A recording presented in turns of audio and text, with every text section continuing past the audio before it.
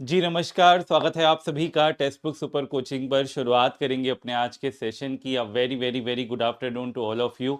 एक बार सभी पहले मुझे कंफर्म क्लियर है, वीडियो क्लियर है तो शुरू करते हैं फिर अपने आज के सेशन को। नाहिद, आमिर, रूबी, नेहा, ओम प्रकाश, प्रभात, मोहम्मद शाहिद, कुंजन, सभी का स्वागत है। तो एक बार सभी पहले सेशन को शेयर कर दीजिए। बहुत इम्पोर्टेंट सेशन होने वाला है आप सभी के लिए, बहुत बढ़िया क्लास होने वाली है।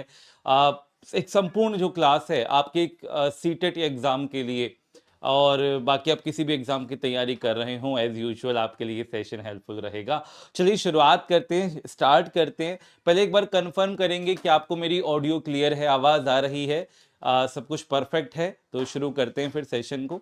रेडी सभी के सभी?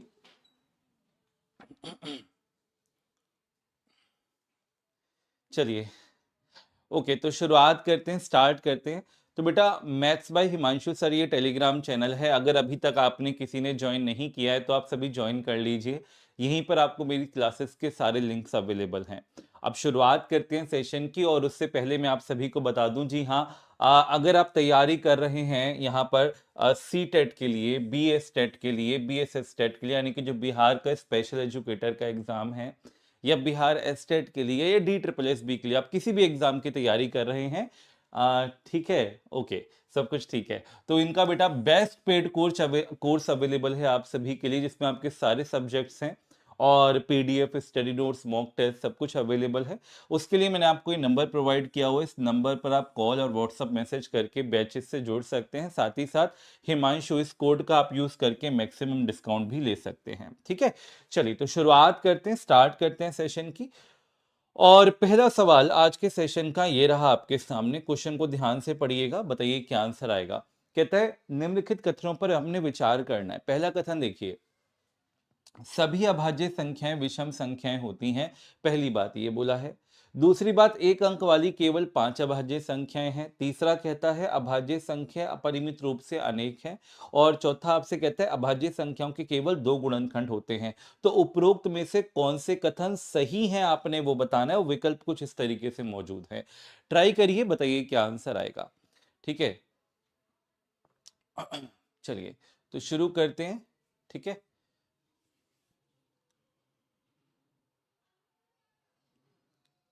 चलिए बहुत बढ़िया, बहुत बढ़िया, ओके। तो सवाल आपके सामने है, देखिए अब इस हर एक विकल्प को, हर एक ऑप्शन को ना अच्छे से समझते हैं। कहते हैं सभी अभाज्य संख्या विषम संख्याएं होती हैं क्या? जी बिल्कुल गलत बात है। एक इकलौती ऐसी सम संख्या भी है जो अभाज्य होती है, जो कि कितनी है? दो। दो बेटा जी ऐसी संख्या है जो एवन है, यानी कि सम संख्या है। क्यों? क्योंकि वो दो से विभाजित है। और ये अभाज्य भी। अभाज्य संख्या कौन सी होती है? इसके केवल दो गुणनखंड हो, यानी एक और दो से विभाजित है, तो ये अभाज्य है। तो वो कह रहे हैं कि सभी अभाज्य संख्या विषम होती है। नहीं सर, एक सम भी होती है। तो ये बात वाली बात क्या हो गई? गलत हो गई। आगे बढ़ते हैं।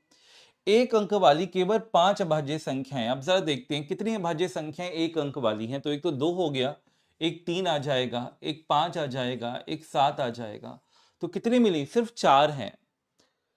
4 हैं, तो कहने का मतलब सेकंड भी आपका क्या हो गया जी? गलत हो गया। तो भाई आपका पहला भी गलत, दूसरा भी गलत। मैं समझो बेटा, पहला भी गलत और क्या? दूसरा भी गलत, यानी दूसरा यहां पर है वो भी गलत। तो एक ही विकल्प बचता है बस आपके पास, और ये अपना आंसर हो जाएगा। है चमका दिया।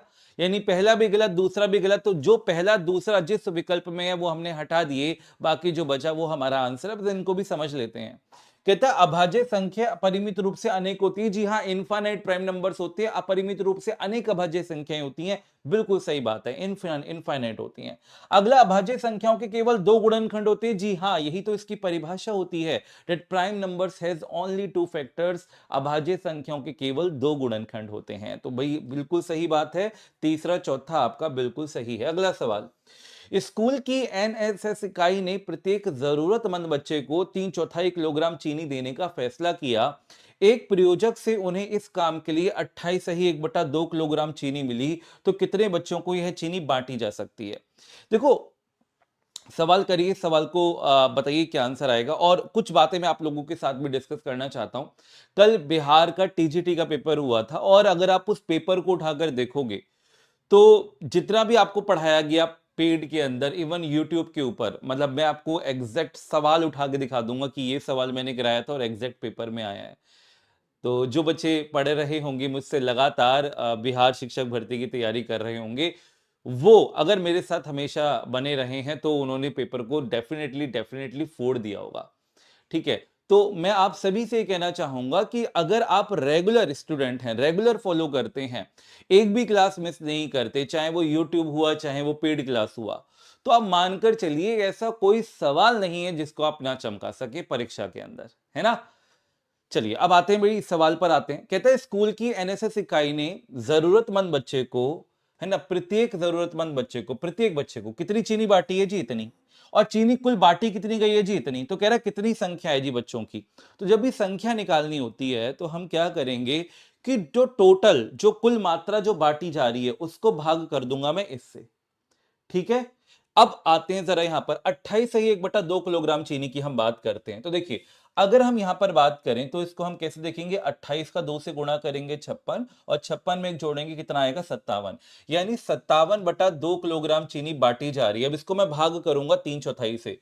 तो जब मैं भाग करूंगा 3/4 से, और बेटा जी जब मैं इसको गुणा में बदलूंगा तो ये पलट जाएगा, है ना, यानी 4/3 हो जाएगा। तो 2 दूनी 4 और 3 से काटेंगे 19, 19 दूनी 38, 38 हमारा आंसर है, 38 हमारा आंसर होगा। यानी 38 विद्यार्थी, 38 बच्चे हैं। ठीक है, साफ दिखाई नहीं दे रहा, सुनीता कह रही है। सुनीता बेटा आज तो हमने ब्लैक बैकग्राउंड लिया है ताकि आपको चीजें शीशे की तरीके से साफ दिखें। अब तो आज तो दिख रहा होगा सबको, है ना। चलो ये स्टेटमेंट ए दे रखा है, ये स्टेटमेंट बी दे रखा है। ठीक है, और तो गणित के अंदर भी ऐसे सवाल आ रहे हैं जैसे आपके एसएसटी के अंदर आते हैं भाई। ठीक है, तो कथन ए दे रखा है, कथन बी दे रखा है। ठीक है, और बताइए क्या आपको सही लग रहा है? दोनों कथन सही है ना, ये दोनों कथन गलत है? एक सही है दूसरा सही है, आपने ये बताना है क्या है। ठीक है, A is true but B is not true, या फिर A is not true but B is true? जल्दी से बताइए क्या आंसर आएगा। प्रभात कह रहे हैं साफ है, झूठ बोलना पाप है। चलिए भाई आइए जरा, आओ भाई देखो क्या कह रहा है। पूर्णांकों के संबंध में इनमें से कौन सा अथवा कौन से कथन सही हैं या सत्य हैं? पहला कथन पढ़ते हैं, दो संख्याओं का गुणनफल सदैव संख्याओं के बराबर या उससे अधिक होता है। अब मैं कहता हूं कोई भी दो संख्याओं का गुणनफल उठाते हैं, जैसे हमने 2 और 3 को उठाया, ठीक है जी, हमने गुणा किया, ये पूर्णांक है, इंटीजर है, गुणा किया, कितना आया? 6 आया। तो जो हमारा रिजल्ट आया, जो हमारा परिणाम आया, है ना, कि दो संख्याओं का जो गुणनफल आया वो सदैव संख्याओं के या तो बराबर होगा, या तो 6 2 3 के बराबर होगा, या उससे अधिक होगा। देखो जी इससे अधिक आ रहा है, हाँ जी सर ये बात बिल्कुल सही है, ये बात बिल्कुल सही है ना। अब नीचे आते हैं, दो संख्याओं का जोड़ सदैव संख्याओं से बराबर या उससे बड़ा आएगा। तो 2 और 3 को जोड़ा तो कितना आया? 5 आया, है ना, बराबर आ रहा है या बड़ा आ रहा है, तो यानी ए भी सही और बी भी सही। और हमारे सभी बच्चों ने आंसर मार्क किया ऑप्शन नंबर ए। और आपको बताऊं वहीं पर सिलेक्शन होने के चांसेस हो गए 0। जी हां, 99.99% बच्चे ना यही आंसर मार्क करके आते हैं ऑप्शन नंबर ए, और जो कि सरासर गलत है। ये सरासर क्या है? गलत है बेटा। ठीक है, ये गलत है, ए नहीं होगा। सर ए क्यों नहीं होगा? अभी अभी तो हमें यहां पर चीजें दिख रही हैं, अब जरा समझाते हैं क्यों नहीं होगा। समझे, क्योंकि मैं वो सवाल लेकर आऊंगा ना जहां आप गलती करोगे, आपकी गलती करने के चांसेस ज्यादा हैं और वो मुझे करेक्ट करना है। तो अब आइए जरा, आपको यह समझना होगा कि अगर आप दो पूर्णांकों का गुणा करते हैं बेटा, तो पूर्णांक तो पॉजिटिव भी होते हैं और नेगेटिव भी होते हैं। जी हां, यानी अगर मान लीजिए मैं 3 की जगह पर -3 ले लूं तो ये कितना आएगा? -6। भाई प्लस माइनस माइनस होगा।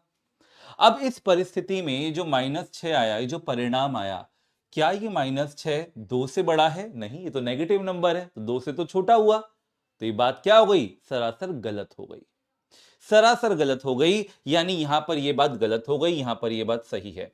अगर हम कहते हैं ना कि ए और बी दोनों सही हैं, यानी ए जो कथन है वो सही है कि दो का गुणनफल हमेशा उनसे बड़ा होगा, मैंने हमेशा बोला, तो वो कहीं ऐसा गलत होना नहीं चाहिए। अब यहां पर गलत हो रहा है तो यानी ये बात क्या है? गलत है, असत्य है, यानी ये रॉन्ग है। तो स्टेटमेंट ए यानी कथन ए क्या हो गया? आपका गलत हो गया। पहली बात। अब हम बात करते हैं जोड़ की। सर जोड़ में भी अगर मान लीजिए मैंने ये ले लिया कि 2 3 और यहां -2 ले लिया, मान लो मैंने, मेरा मन कर रहा है मैंने -2 ले लिया, तो बताओ मेरे को कि -2 + 3 ये क्या आएगा, ये 1 आएगा। या फिर और ले लो, कुछ और ले लो, जैसे मान लीजिए मैंने -3 और यहां पर 2 ले लिया, तो 2 - 3 यहां पर -1 आएगा। अब एक जो आया वो 3 से भी छोटा है, 3 से क्या आ रहा है, छोटा आ रहा है, तो यहां बात गलत हो गई। वो कह रहे ना बड़ा आना चाहिए। -1 जो है वो 2 से भी छोटा है, 2 से छोटा है बस, है ना, इससे बड़ा, खैर 2 से छोटा है, -1 2 से छोटा है, तो यहां भी ये बात क्या हो गई, गलत हो गई। यानी मैंने योगफल करके आपको दिखाया दो पूर्णांकों का कि वो छोटा आ रहा है, और छोटा आ रहा है तो भाई वो कह रहा है हमेशा अधिक होगा, तो इसकी बात भी गलत हो गई। यानी answer will be both A and B are not true, यानी दोनों क्या हैं, गलत हैं, दोनों असत्य हैं।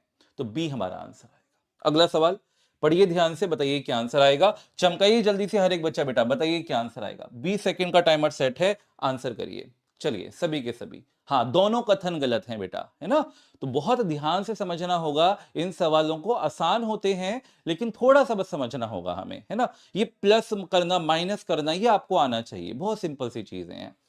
अब यहां पर आते कहते जय पहली कक्षा में पढ़ रही है भाई, पहली प्रथम कक्षा में पढ़ रही है, शिक्षिका ने उसे कुछ चित्र काट दिए, घड़ी की एक बैटरी, संतरा, आइसक्रीम, गोंद, इस तरीके से सारी चीजें दे दी। अब शिक्षिका ने जया को क्या कहा कि एक जैसी आकृति वाली उठाने को कहा, तो उसने उठाया, क्या क्या उठाया, देखो घड़ी की बैटरी उठा ली भाई, मोमबत्ती उठा ली और स्टील का गिलास उठा लिया। अब जब उसने तीन चीजें, तीन वस्तुएं उठाई, तो हमसे कह रहा है उसने उन सभी वस्तुओं के समान विशेषता के आधार पर अलग किया होगा। अब किस विशेषता के आधार पर अलग किया हो गया, तो बिल्कुल सही बात है भाई, बेलनाकार, है ना। उनकी आकृति कैसी है बेटा, बेलनाकार वस्तुएं हैं, सिलेंड्रिकल ऑब्जेक्ट्स हैं।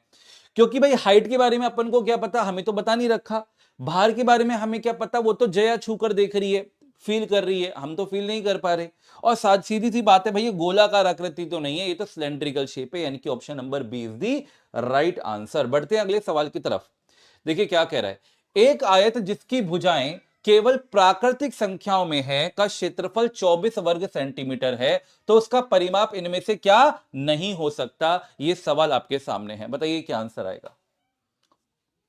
ठीक है, and mark this question as an important question. ठीक है, देखिए भाई ये वैसे तो मैं आपके लिए जो भी सवाल लेकर आता हूं सारे इंपॉर्टेंट रहते हैं, लेकिन अगर मैं कहीं पे आपको कह दूं कि mark this as an important question, that means कि वहां बच्चे को दिक्कत आती है और वो परीक्षा में सवाल बनते हैं। ठीक है, चलिए सवाल का उत्तर दीजिए सभी, बेटा ट्राई करें, बताएं क्या आंसर आएगा, और सेशन को जल्दी से सभी शेयर करते हुए चलिए मैक्सिमम।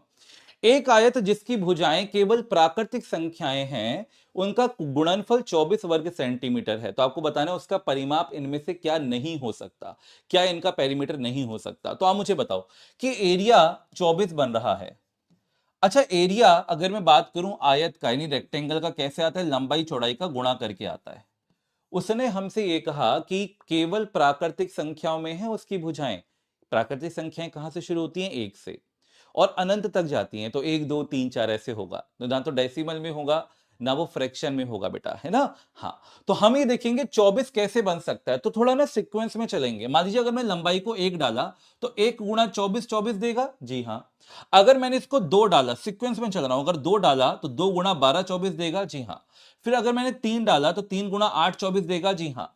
अगर मैंने 4 डाला तो 4 गुणा 6 24 देगा, जी हाँ। अच्छा उसके आगे जाता हूं तो 5 के पहाड़े में नहीं आता, फिर 6 के पहाड़े में आएगा, लेकिन 6 चौक 24, तो बात तो वही होगी, चाहे मैं 4 छिक्का बोलूं चाहे 6 चौके बोलूं, बात तो एक ही है। यानी मेरे पास ये 4 पॉसिबिलिटीज यानी कि 4 संभावनाएं बनती हैं। अब मुझे यहां से देखना है कि इनमें से इसका क्या परिमाप नहीं हो सकता, तो परिमाप जरा देखते हैं क्या नहीं हो सकता। ठीक, तो देखिए यहां पर जो परिमाप बनेगा वो तो हो सकता है, जो इसमें नहीं मिला है ना, वही हमारा हो जाएगा आंसर, क्योंकि वो नहीं हो सकता। तो भाई परिमाप कैसे निकलता है, लंबाई चौड़ाई को जोड़ो और 2 से गुणा मारो, है ना। भाई आयत का परिमाप क्या होता है बेटा जी, 2 गुणा में l प्लस बी, हर एक बच्चे को पता होना चाहिए। तो 24 और 1 25, 25 का दुगुना 50, 12 और 2 14, 14 का दुगुना 28, 8 और 3 11, 11 का दुगुना 22, 4 और 6 10, 10 का दुगुना 20। मात्र इतना समय लगने वाला है बेटा देखने में। और बताओ कि यहां पर आपको क्या नहीं दिख रहा, भाई देखो 25 जो है इनमें से कहीं पर मौजूद नहीं है, यानी ऑप्शन नंबर सी आंसर हो जाएगा, यानी 25 नहीं हो सकता, बाकी सब हो सकते हैं। क्योंकि देखिए यहां 22 भी दिखाई दे रहा है, 28 भी दिखाई दे रहा है, 20 भी दिखाई दे रहा है, 25 नहीं दे रहा, तो 25 यहां पर नहीं हो सकता। हर एक बच्चे को समझ में आना चाहिए। मैं नहीं मानता कि कोई ऐसा बच्चा कहे सर मेरा गणित अच्छा नहीं है, मैं 0 लेवल पे हूं। बेटा जी आप 0 पर हैं और मैं कह रहा हूं आप 100 लेवल पे हो। आपको समझ में आना चाहिए, ठीक है। और अगर समझ में आ रहा है तो बस फिर यही मेरे लिए क्या है, आत्मसंतुष्टि है, और यही मेरा टारगेट है ना। चलिए जल्दी से बताइए क्या आंसर आएगा। आंसर करिए अगला सवाल। किसी मानचित्र पर 1 सेंटीमीटर की दूरी भूमि पर 100 किलोमीटर की दूरी को निरूपित करती है, ठीक है। यदि भूमि पर दो नगर 3400 किलोमीटर की दूरी पर हैं, तो मानचित्र पर उनकी दूरी कितनी होगी। जल्दी से बताइए क्या आंसर आएगा। सभी स्पीड के साथ आंसर करते हुए चले। पिंकी, अलोन गर्ल, राजीव, चलिए भाई सभी के सभी, शिवानी, मोनू, मोहम्मद शाहिद। देखो 1 सेंटीमीटर की दूरी 100 किलोमीटर को दर्शा रही है, तो 300 किलोमीटर की दूरी किसको दर्शाएगी। इस सवाल को आपने कैसे चमकाना होता है। आप ही देखो पूछा क्या है आपसे, आपसे 300 किलोमीटर के बारे में पूछा है, तो जिसके बारे में पूछा है, सुनिए, जिसके बारे में पूछा है उसको ऊपर डालो, जो दिया हुआ है वो नीचे डालो, और जिसमें आंसर निकालना है, क्या जिसमें आंसर निकालना है उससे गुणा कर दो। सर ये क्या बात हुई। ये बात ऐसे हुई कि पूछा क्या है जी, पूछा 3400 है, 3400 पूछा है। दिया क्या है, देखो 3400 किलोमीटर पूछा तो ऊपर डाला, और कितना दिया किलोमीटर जी, 100 किलोमीटर का मान दिया है, तो 100 किलोमीटर नीचे डाला। जी आंसर किस में निकालना है, जिसमें सेंटीमीटर में निकालना है, तो सेंटीमीटर कितना दे रखा है 1, तो 1 से गुणा मार दो, और यही अपना आंसर है, यानी 34 सेंटीमीटर हमारा आंसर है। चमका दे बेटा, ठीक है। चलिए आगे बढ़ते हैं, अगला सवाल। हाँ, आज हमारा हमारा एक बच्चा कह रहा है कुछ ऐसा कराइए कि फट से मैथ आ जाए। बेटा फट से कुछ नहीं होता, लगना पड़ता है, ठीक है। चलिए जल्दी से बताइए क्या आंसर आएगा।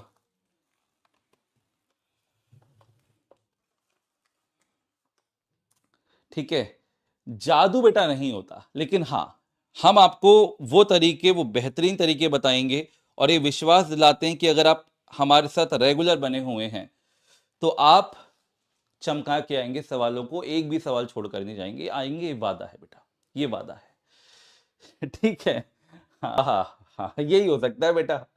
चलो 910, 821, 732, 643। अब आपके सामने ना परीक्षा के अंदर ऐसी श्रृंखला भी आती है, ठीक है।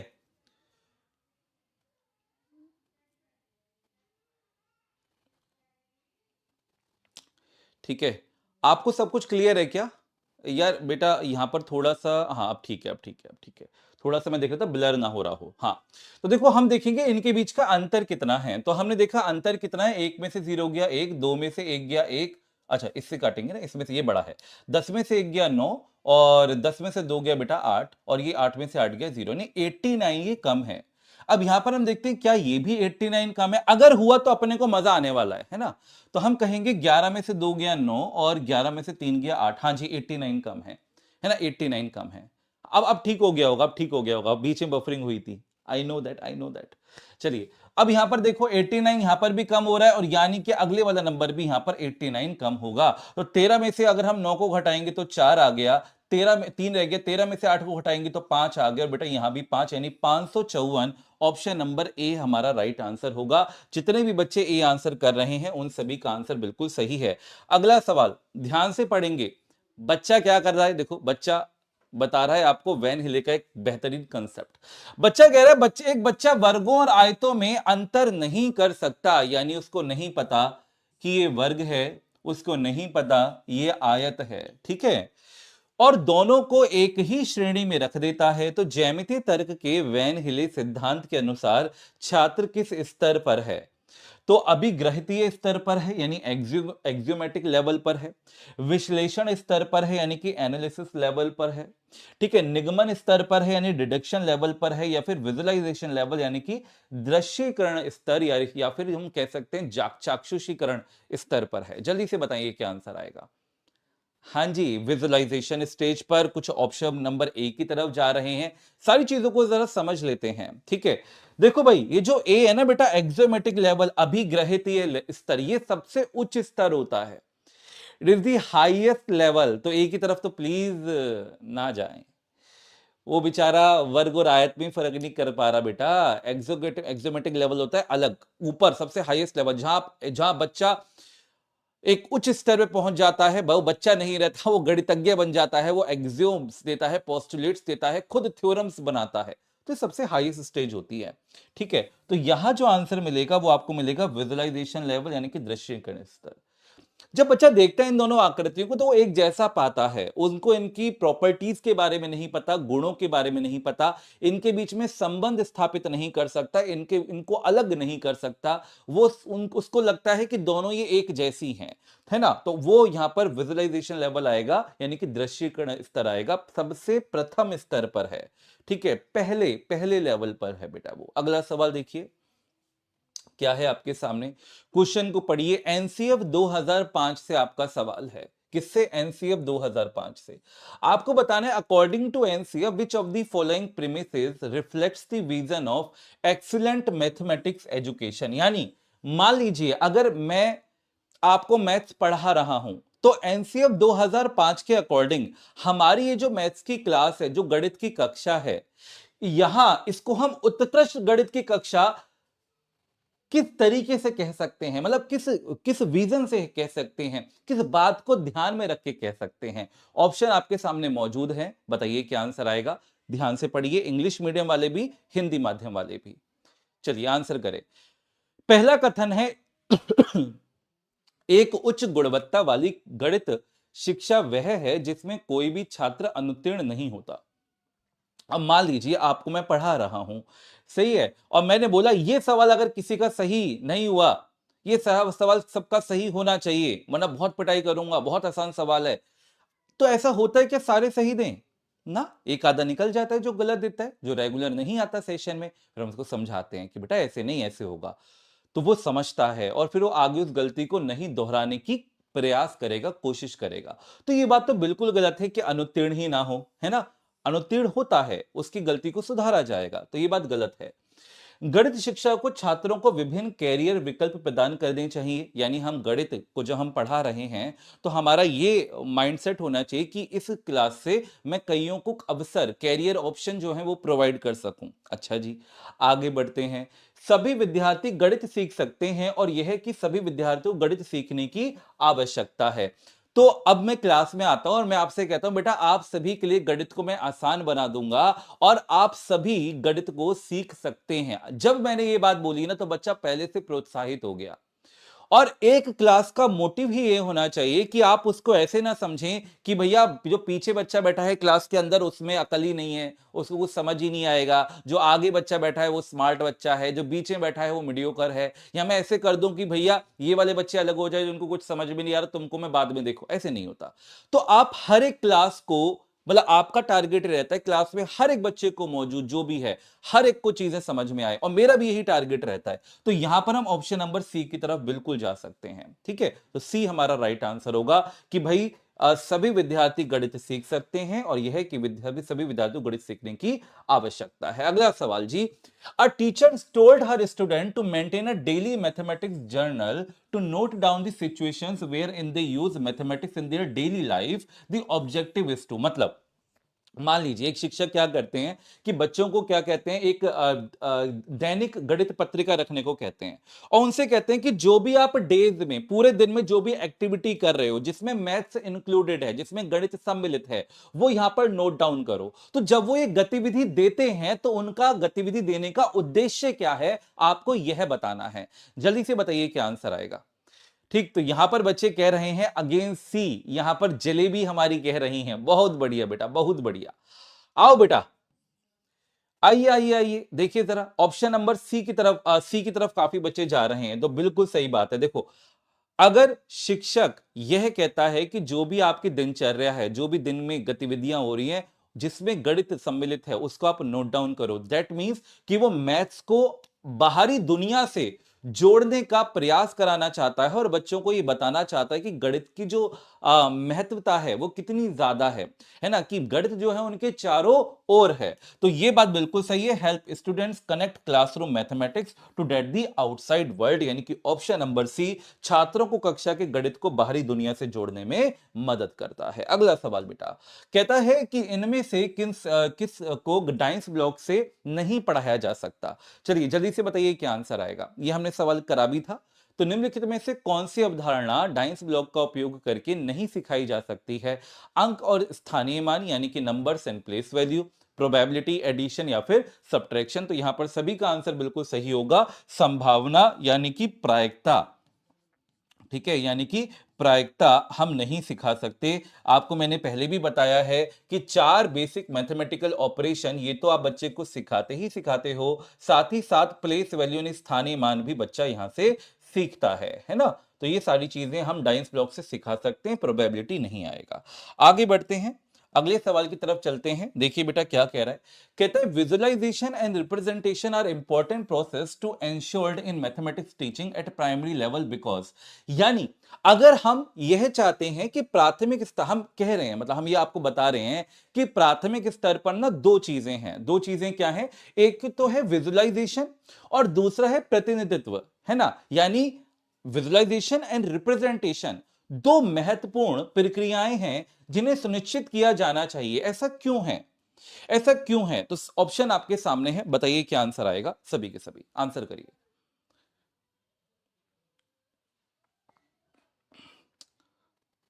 हेमा अच्छा हेमा पाठक है, सॉरी है। हाँ हेमा पाठक कह रही है हमारा नाम ले लीजिए बेटा, ले लिया हमने, ठीक है। चलो आंसर करो जल्दी से, बताइए क्या आंसर आएगा। कह रहा उच्च गणित में बीज गणित और ज्यामिति पढ़ाने के उनके लिए उनके निहितार्थ हैं, they have implications of teach for teaching algebra and geometry in higher mathematics.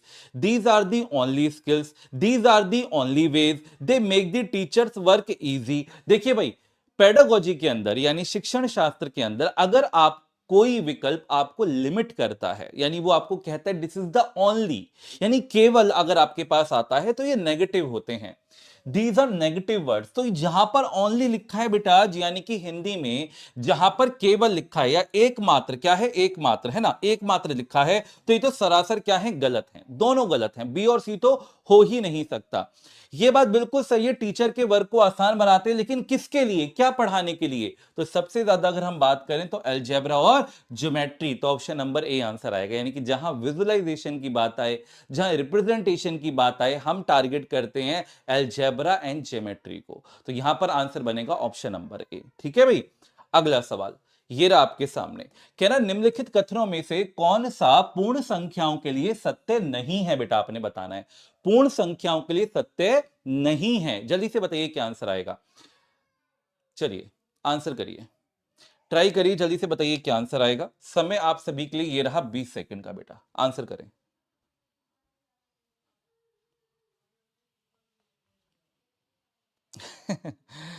एक बच्चा कह रहा है नेम मत लीजिए सर, सीटेट निकाल दीजिए। हाँ बेटा सीटेट नहीं, आपका हम आगे आपको पूरा टीचर बना के छोड़ेंगे, ठीक है। आप बिल्कुल परेशान मत हो, आपके साथ हमेशा लगे हुए हैं। आइए सर यहाँ पर, अब देखिए अगर वो कहता है a प्लस बी प्लस ए के बराबर है, यानी 1+2 क्या आपके पास 2+1 के बराबर है? जी बिल्कुल सही बात है, तो ये तो सही है। वो कह रहा है कौन से सही नहीं है, तो ये तो उत्तर नहीं होगा। a माइनस बी माइनस ए के बराबर है, तो देखो a 1-2 क्या 2-1 के बराबर होगा? तो ये तो -1 आएगा, लेकिन ये तो 1 आएगा, तो ये तो बराबर नहीं है। बराबर नहीं है, वो कह रहा है बराबर है, यानी यही गलत है और यही हमारा क्या हो जाएगा? आंसर हो जाएगा, यानी option number 2 is the right answer. B हमारा उत्तर बिल्कुल सही है। देखिए 1 गुणा 2 2 गुणा 1 के बराबर, यह भी बिल्कुल सही है और यह भी कथन बिल्कुल सही है। यहां पर एसोसिएटिव लॉ फॉलो हो रहा है, बाकी ये जो आपको दिख रहा है ये कॉम्यूटेटिव लॉ होता है बेटा, है ना। चलिए आगे बढ़ते हैं, अगला सवाल ये रहा आपके सामने।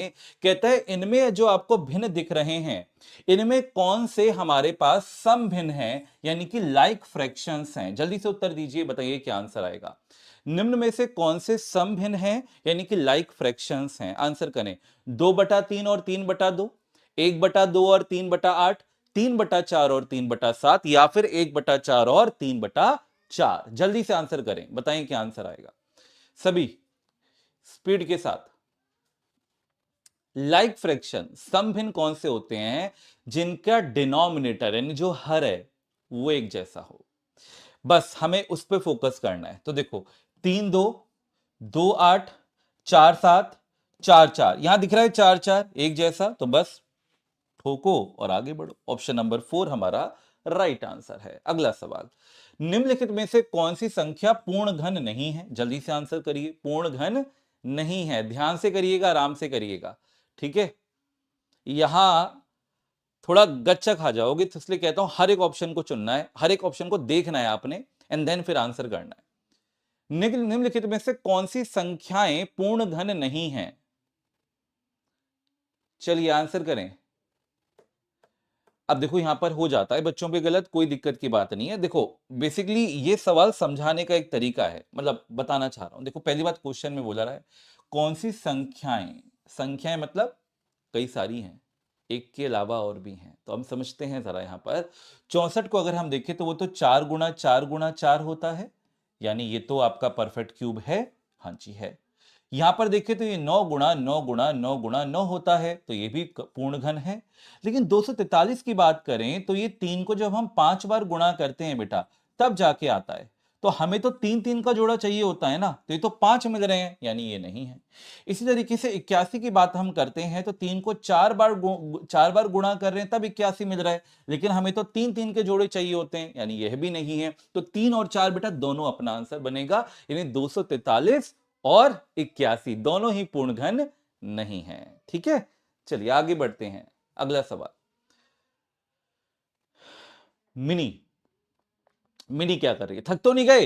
अच्छा, इस सवाल पर आते हैं, उससे पहले मुझे ये बताओ, इस सवाल पर आते हैं उससे पहले मुझे ये बताओ कि आपने लाइक किया सेशन को? थोड़ा सा देख लेते हैं, है ना। आप लोग भी थोड़ा सा ब्रेक हो जाएगा आपके लिए भी। तो भाई देखो, हो ये तो बहुत गलत बात है, आप लोगों ने लाइक भी नहीं किया और शेयर भी नहीं किया। तो एक बार सभी लाइक के बटन पे जरूर क्लिक कर दें और सेशन को शेयर कर दें, है ना। सभी एक बार लाइक करें, देखो आप लाइक करोगे तो यहाँ लाइक की संख्या बढ़ जाएगी। ठीक है, तो एक बार लाइक करो सभी, फिर आते हैं अपने सवाल पर जल्दी से।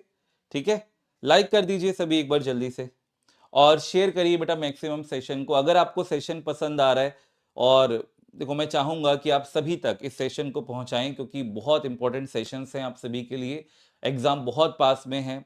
ठीक है, अब आपने मिस नहीं करनी चीजों को। ठीक है, तो लाइक कर दीजिए सभी, और बढ़ते हैं फिर। सर आगे से हट जाओ, क्वेश्चन करना है। अभी तो क्वेश्चन है ही नहीं बेटा, आओ जरा आओ, ये लो।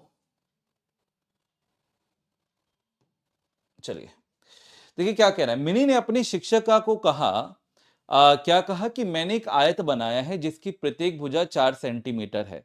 तो निम्नलिखित में से कौन सा कथन सही है?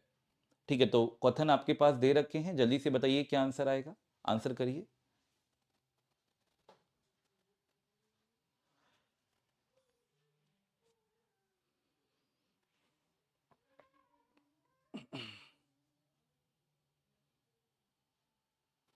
देखो सीबीआई एटीट्यूड कह रहे हैं 243 7 × 7 × 7 का होता है। बेटा कौन से भ्रम में जी रहे हो, पहले ये बताओ। हैं, अबे वो 343 होता है मूर्ख। इधर देखो, मिनी ने अपनी शिक्षिका को कहा मैंने एक आयत बनाया है जिसकी प्रत्येक भुजा 4 सेंटीमीटर है।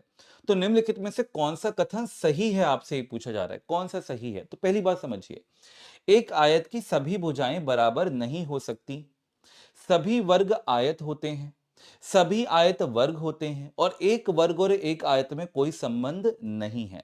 तो पहली बात हमेशा ध्यान में रखना कि जो वर्ग होता है वही आयत होता है। अरे सी की तरफ क्यों जा रहे हो? सभी आयत वर्ग होते हैं? जी नहीं। सभी वर्ग आयत होते हैं? जी हां। समझिए, एक जो वर्ग होता है ना बेटा, एक जो स्क्वायर होता है, ये रेक्टेंगल की सारी प्रॉपर्टीज को फॉलो करता है।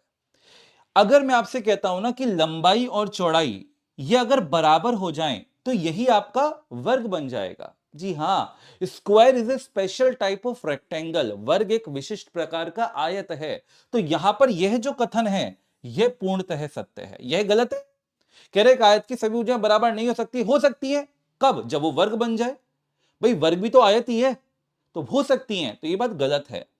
हर एक बात को समझो। सभी आयत वर्ग होते हैं, बिल्कुल गलत बात है। सब आयत वर्ग थोड़ी होते हैं, कुछ आयत ऐसे भी होते हैं जहां लंबाई चौड़ाई बराबर नहीं होती, जहां बराबर हो जाती है वो वर्ग होते हैं। तो ये बात भी गलत है। एक वर्ग और एक आयत में कोई संबंध नहीं है, बिल्कुल गलत बात है भैया। ऐसे समझो, आयत जो है ना वो पापा जी हैं, है ना, फादर हैं किसके, स्क्वायर के। समझ रहे हो, इस तरीके से हम समझ सकते हैं। तो बिल्कुल संबंध है भाई, बिल्कुल संबंध है। चलो इस सवाल पर आते हैं। देखिए हमारी सीटेट की परीक्षा के अंदर रेलगाड़ी यानी ट्रेन से आपके सवाल जो होते हैं वो भर भर के पूछे जाते हैं, ट्रेन से सवाल। और हमें ये करना आना चाहिए और कुछ इस तरीके से आना चाहिए कि अगर हमारे सामने ये सवाल आए तो हम बिना किसी पेन पेपर के कर सकें। जी हां, मैं आपको इस सवाल को करने का तरीका बताऊंगा, मात्र 1 से 2 सेकंड में आप क्वेश्चन को देखोगे और आंसर टिक करोगे। फिलहाल आप ट्राई करिए और बताइए क्या आंसर आएगा। चलिए,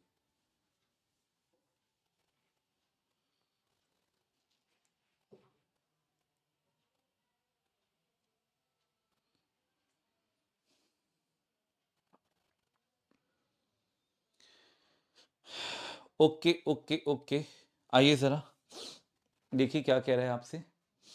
देखो, रागिनी दोपहर 2 बजे स्टेशन पहुंचती है और उसे अलीगढ़ के लिए रेलगाड़ी लेनी है। ठीक है, कहां जाना है उनको, अलीगढ़ जाना है।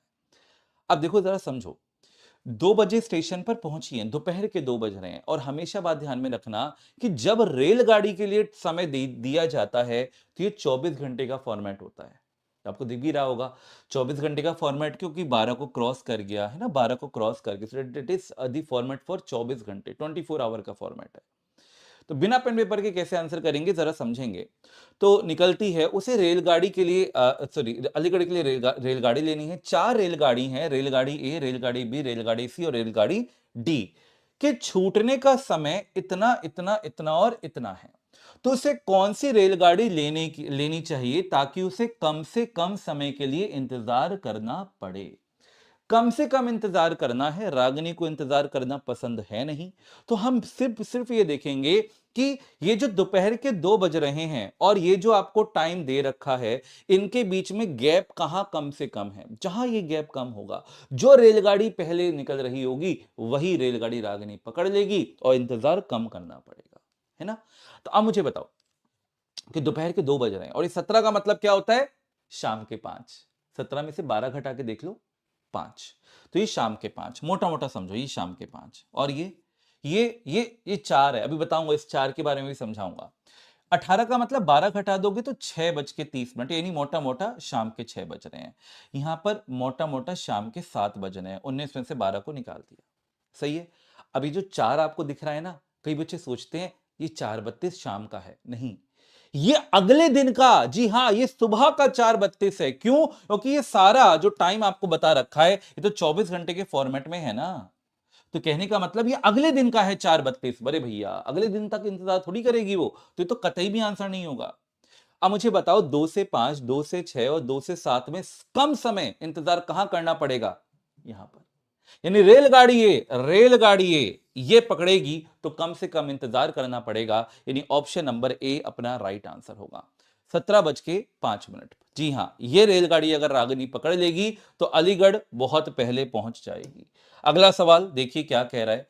एक दशभुज में विकर्णों की आपको संख्या ज्ञात करनी है, जल्दी से बताइए, बताइए क्या आंसर आएगा। दशभुज में विकर्णों की संख्या कितनी होती है।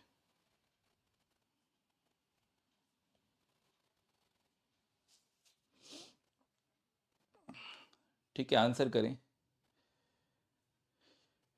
कह रहा है दशभुज में विकर्णों की संख्या। देखो, किसी भी पॉलीगन में अगर आपको डायगोनल्स के नंबर निकालने हैं, विकर्णों की संख्या निकालनी है, तो आप किस तरीके से निकालोगे। तो एक सूत्र होता है, वो आपके ध्यान में रखना है। बहुत शानदार, बच्चे आंसर कर रहे हैं, ऑप्शन नंबर ए की तरफ जा रहे हैं। ए जितने बच्चे आंसर कर रहे हैं बिल्कुल सही है बेटा। सूत्र होता है n(n-3) डिवाइडेड बाई 2। अब समझिए जरा, ये n क्या है पहले तो ये n जो है, ये है नंबर ऑफ साइड्स यानी भुजाओं की संख्या। अब हमसे कह रहा है 10 भुजाएं, तो बोलो कितनी भुजाएं, 10 भुजाएं। तो मैं n की जगह पर 10 डाल दूंगा, यानी 10 गुणा में 10-3 यानी कि 7 और बटे में आ गया 2।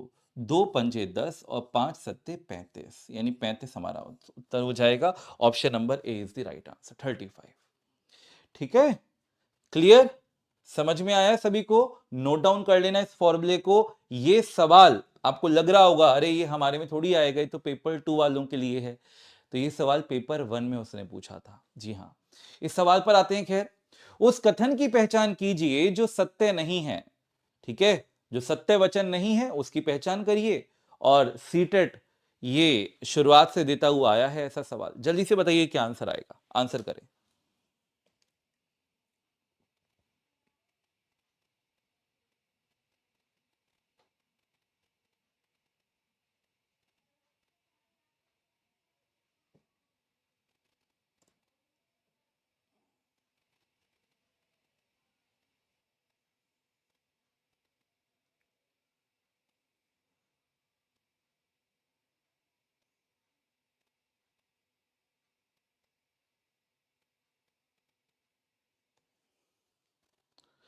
चलिए आइए जरा।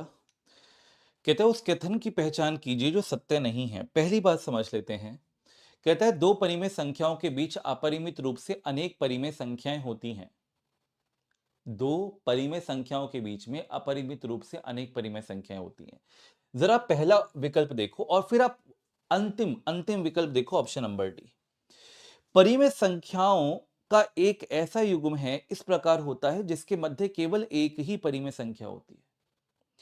यानी ए और डी में से कोई ना कोई एक सही होगा। क्यों? क्योंकि ऊपर वाला कह रहा है कि दो परिमेय संख्याओं के बीच में अनंत परिमेय संख्याएं होती हैं। ये तो कह रहा है दो परिमेय संख्याओं के बीच में, है ना, अनेक अपरिमेय संख्याएं होती है। और नीचे वाला कह रहा है कि दो परिमेय संख्याओं का युग्म ऐसा होता है जिनके बीच में मात्र एक अपरिमेय संख्या, मतलब एक परिमेय संख्या होती है। ऊपर वाला क्या कह रहा है, दोबारा समझाता हूं, कि दो रैशनल नंबर्स के बीच में इनफाइनाइट रैशनल नंबर होंगे, अनंत परिमेय संख्या होंगे। नीचे वाला कह रहा है कि दो रैशनल नंबर के बीच में मात्र एक रैशनल नंबर होगा। दोनों में से एक कथन गलत है और वही मेरा उत्तर है। और मैं देख भी पा रहा हूं यहां पर कुछ बच्चों ने ए आंसर दिया, कुछ बच्चों ने डी आंसर दिया। ये जो बी और सी को चुन रहे हैं ना, उन्होंने मतलब फिर ऑप्शन पढ़े ही नहीं है। आप समझोगे और देख पाओगे ये एक दूसरे की बात को अपोज कर रहे हैं। तो एक ही सही होगा और जो सही होगा वो अपना आंसर नहीं होगा, जो गलत होगा उसको चुन लेंगे।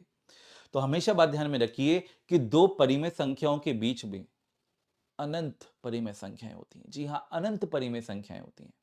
सर ऐसा है क्यों, इस बात को समझाते हैं। जैसे मान लीजिए मैंने आपके सामने दो नंबर ले लिए, एक है 0.2 और एक है 0.3। सर ये तो दशमलव लिया है ना मेरा मुन्ना, 2/10 कर देंगे, 3/10 कर देंगे, तो बेटा जी ये क्या बन गई, ये परिमेय संख्याएं बन गई। अब इनके बीच में क्या क्या संख्याएं हो सकती हैं, बहुत सारी हो सकती हैं। बताऊं कैसे? बेटा देखो, अगर मैं बोलूं 0.2 ये जीरो है, एक तरीके से 0.2 जीरो है, उसके बाद 0.21 आ जाएगा। या फिर मैं कह सकता हूं 0.201 आ जाएगा, या मैं कह सकता हूं 0.20001 आ जाएगा। मतलब असीम रूप से अनेक जाएंगी जब तक ये 0.3 तक पहुंचेगा। तो अनंत संख्याएं होंगी। यानी ऑप्शन नंबर ए सही है, डी की बात गलत है। और गलत है इसलिए यह हमारा उत्तर है। उसने ही पूछा कि कौन सा गलत है और डी गलत है, इसलिए डी हमारा आंसर है। ठीक है, क्लियर, बात समझ में आई बेटा जी? चलिए, आखिरी सवाल, आज की क्लास का अंतिम सवाल, और ये सवाल आपका आज का रहेगा जी होमवर्क क्वेश्चन।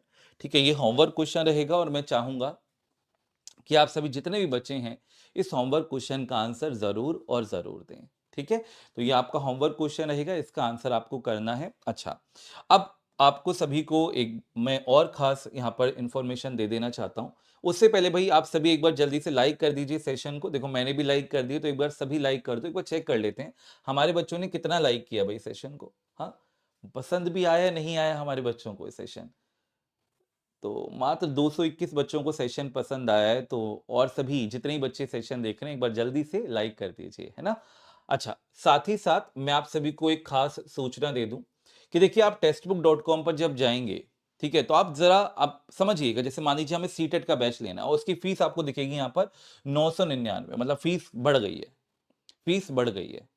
लेकिन सिर्फ आज के दिन मैंने टीम को यह कह दिया है कि भाई फीस जो है ये है ठीक है इतनी, लेकिन बच्चों को अभी डिस्काउंट प्रोवाइड करिए। ठीक है, और पूरी हमारी टीम ने यही डिसाइड किया है कि आज भी बच्चे एनरोल कर सकते हैं डिस्काउंटेड फीस पर। आप कैसे कर सकते हैं? तो आप टेक्स्टबुक.com पर गए, आपने आप सुपर कोचिंग पर गए। मैं दोबारा बता देता हूं आपको कैसे करना है आपने।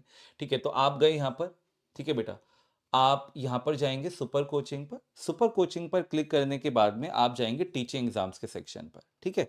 फिर आप जाएंगे यहां पर, कहां पर, सीटेट का बैच अगर आपको दिख रहा है आपको यहाँ पे, हाँ ये सीटेट का बैच है सर। फीस कितनी हो गई है? 999 हो गई है, फीस बढ़ गई है, 999 हो गई है। लेकिन इस पर सर हमें डिस्काउंट लेना है, तो कैसे करेंगे? आप अप्लाई कूपन के सेक्शन पे जाएंगे और यहां पर आप टाइप करेंगे HIMANSHU यानी कि हिमांशु, और जैसे आप अप्लाई करेंगे तो फीस 685। समझ रहे हैं? 999 से सीधा फीस कितना? 685। जी हां, आज के दिन आप सीटेट का बैच एनरोल कर सकते हैं सिर्फ और सिर्फ 685 में, है ना। और सभी जितने भी हमारे कैंडिडेट्स हैं बेटा, मेरे शेरो शिरनी पेपर 1 पेपर 2 वाले, मैं चाहूंगा आप सभी एनरोल कर लो, अपनी सीट जो है ना वो सिक्योर कर लो। इस बार क्लियर करना है, उसके बाद आगे हमें एग्जाम्स की तैयारी भी तो करनी है, जॉब भी लेनी है। तो हम YouTube के सेशंस भी लेते हुए चलेंगे, और जो टॉपिक वाइज क्लासेस आपकी पेड बैच के अंदर हैं वो सारी भी हम लोग अच्छे से कंप्लीट कर लेंगे। डीप जो अंडरस्टैंडिंग है वो हम यहां से अपनी अच्छे से पूरी करेंगे। मॉक टेस्ट, PDF नोट्स, सारे सब्जेक्ट्स आपके यहां पर इंक्लूडेड हैं, ठीक है। साथ ही जितने भी बच्चे तैयारी कर रहे हैं, जैसे मान लीजिए आप तैयारी कर रहे हैं बिहार एस्टेट की या बिहार स्पेशल एजुकेटर की, तो उनके बैचेस भी आप सभी के लिए आ चुके हैं। अब जैसे मान लीजिए हम जाते हैं यहाँ पर, आपका जो बैच है यहाँ पर कौन सा, बिहार एस्टेट का, जो फीस कितनी है उसकी 999 है। तो आप यहाँ पर भी जाएंगे, ठीक है, आप अप्लाई कूपन करेंगे यहाँ पर, ठीक है। और यहाँ पर जब आप कूपन अप्लाई करेंगे, डेट इज HIMANSHU यानी कि हिमांशु, अप्लाई करेंगे तो इसकी फीस आपकी हो जाएगी, जी हाँ, 685। यानी बिहार एस्टेट का जो बैच है इसमें भी आप आज सिर्फ 685 में एनरोल कर सकते हैं।